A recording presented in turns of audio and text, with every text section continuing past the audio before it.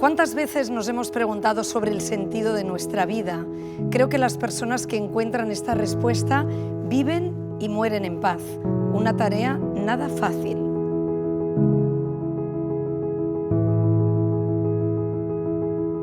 Sobre el sentido que le damos a nuestra vida, sobre cómo mirar a nuestro interior, hablamos con Julio Gómez. Julio Gómez es director del equipo de atención psicosocial en el Hospital San Juan de Dios de Santurce, que pertenece al programa para la atención integral a personas con enfermedades avanzadas de la Fundación La Caixa. Doctor Julio Gómez, hola, gracias por acompañarnos. Hola, Gemma. Quiero que hablemos de la espiritualidad. ¿Qué es la espiritualidad? Pues la espiritualidad es una dimensión intrínseca del ser humano, ¿no? Es algo que nos habita, que va con nosotros. Lo mismo que podemos hablar de la experiencia más biológica o psicológica, también está la dimensión espiritual. Es la que nos lleva a preguntarnos por la conexión, por el amor y el perdón con las personas con las que convivimos, y es la que nos dirige a la pregunta ¿y después qué? Que no hay que confundir, Julio, con la religiosidad. Evidentemente, la religiosidad es una manera concreta de canalizar la espiritualidad, y las religiones nos religan, de ahí viene religión, con otras personas dentro de un cuerpo de creencias para poder vivir y canalizar esta dimensión espiritual. Pero no tener una religión no excluye el abordaje de la espiritualidad, que tiene que ver con esas tres claves fundamentales que son el sentido, que son la conexión y que son la trascendencia. ¿Y por qué es tan importante en nuestra vida, para nuestra vida, tener esa dimensión espiritual? Porque cuando vivimos conectados con esta pata más de nuestra identidad, vivimos más conscientemente todo lo que configura nuestra vida. Nos permite estar más conectados con nosotros mismos, y esto nos permite no vivir en piloto automático, sino ser pilotos de nuestra vida. Pero ¿cómo lo hago, Julio? Yo que voy siempre con el piloto automático colocado. ¿Cómo me conecto con...? En el fondo es conectarme con esa vida interior, ¿no? Primero, yo creo que es reconocer que hay esa parte en mí. Segundo, a veces es aprovechar las ocasiones que la vida nos trae y pone delante de nosotros. Unas veces es en la naturaleza, cuando determinadas experiencias de paisajes nos trasladan mucho más allá de algo que nos lo explican las emociones humanas. Otras veces es ante la contemplación del arte en cualquiera de sus formas. Otras es una relación concreta con las personas que aparecen en nuestra vida.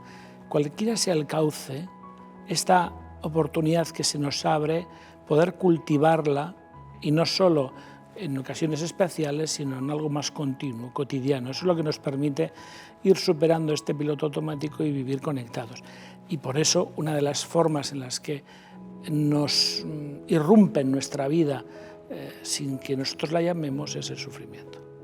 Claro, eso te quería preguntar, ¿cómo acompañamos o cómo esa dimensión nos puede ayudar a acompañar a las personas en el sufrimiento? No solo a las personas con una enfermedad avanzada, a sus familiares, a sus amigos. Bueno, porque la experiencia de sufrimiento es universal.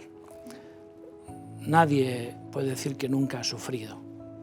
Y como decía una enfermera que conocí, y el que diga que no, que espere, ¿no? Porque va con la dimensión humana. Entonces, esta experiencia de sufrimiento tiene una mirada entendida como un problema. Es decir, tengo una amenaza y tengo que potenciar mis recursos para afrontarla. Pero hay otra experiencia del sufrimiento que es el misterio. ¿Por qué me pasa esto a mí? ¿Por qué me ha pasado esto? ¿Qué sentido tiene? ¿Por qué ahora? Todas estas preguntas nos conectan con esta dimensión espiritual. La persona que enfrenta esta experiencia necesita de acompañamiento.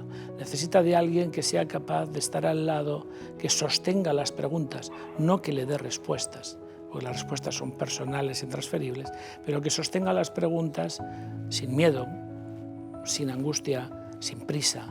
Tú que has acompañado a tantas personas, ¿realmente esa dimensión espiritual nos ayuda en los momentos finales de nuestra vida?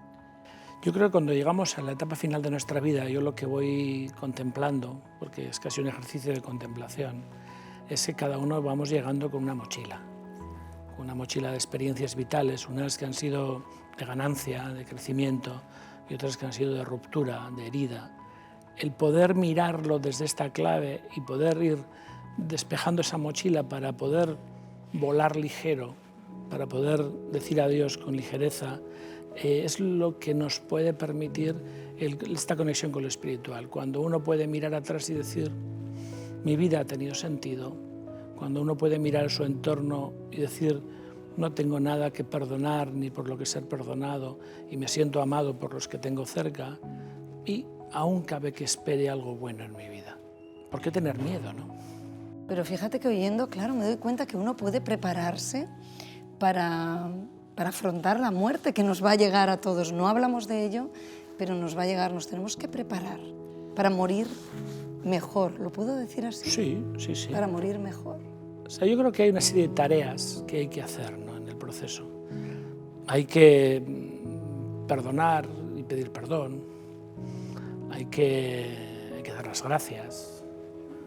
Hay que decir te quiero, para luego llegar a decir adiós. Claro, todo esto, ¿cuándo lo voy a hacer? ¿El día que me diagnostican una enfermedad por la cual me voy a morir?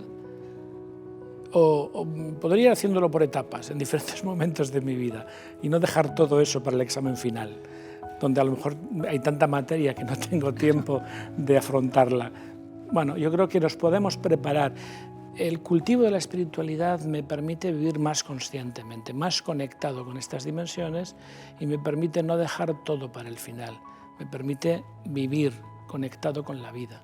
Sí, pero ¿cómo se aborda con personas que tienen convicciones ajenas a todo esto que estamos hablando? Porque no se trata no hablamos de convicciones, no hablamos de planteamientos, hablamos de la experiencia vital que tiene, hablamos de las preguntas que se hace.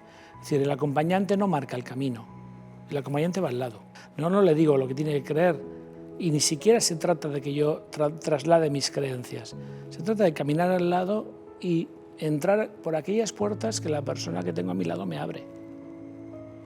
Tú llevas muchos años caminando al lado de personas en el final de la vida. ¿Qué aprendemos cuando ya vemos que esto llega al final? ¿Qué aprendemos? Yo cuando les pregunto por el miedo y me dicen que no tienen miedo, les suelo preguntar, bueno, ¿y qué te ayuda, no? El otro día me dijo una persona que le ayudaban sus chiquitines, sus nietos. Otras personas te dicen, pues mi familia.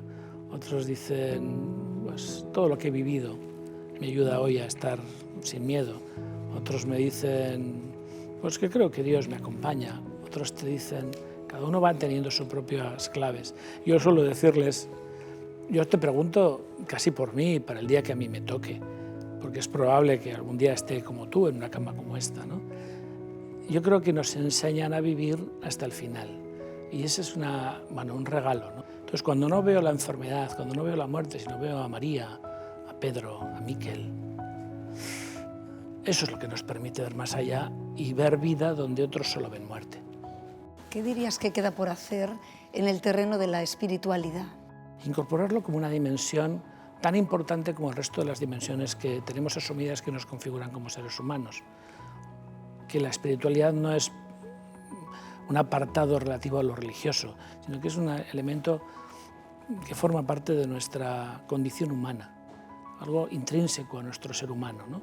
En la medida en que lo vayamos incorporando y vayamos viviendo más conscientemente, practicando una religión o no, pero cultivando esta dimensión, podremos sacarle más jugo todavía a la vida y ver más allá.